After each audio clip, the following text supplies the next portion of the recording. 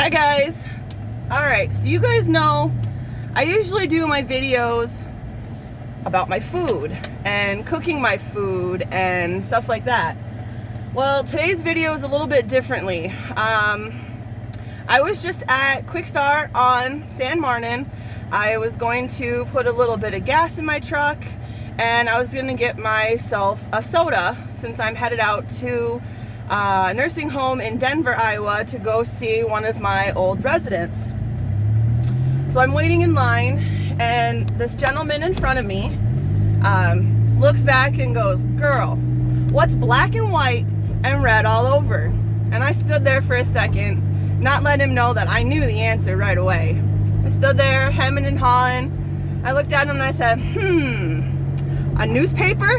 And he starts laughing, thinking, he said, "Man, I thought you didn't know it since you were taking so long to answer." And I said, well, I was deciding on whether or not I was going to say a newspaper or a sunburnt penguin. And he got a chuckle out of that. And so it was his turn to go up to the cash register and he says, "Come with me." And I'm like, what? And he said, "Come with me, come to the register with me." And I'm like, okay. Followed him up there. He puts his pop up, which was a refill, and the lovely gal at the register was like, "Oh, yep, I already knew that was a register." So he's definitely a regular at this Quick Start. So I proceed to go up to the counter with him and he's like, "Go ahead and put your stuff on the counter." And I'm like, what? He said, "Put your stuff on the counter."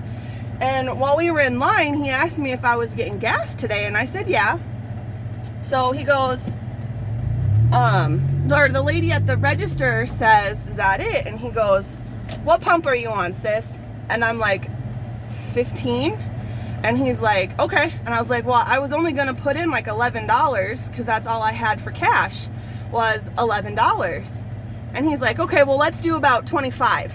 And I'm like, what? What are you doing? And then, you guys,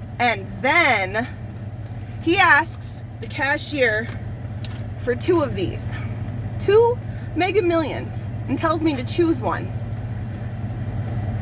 He bought me a Mega Millions power ticket. He bought my pop. He paid for $25 worth of gasoline to go in my tank.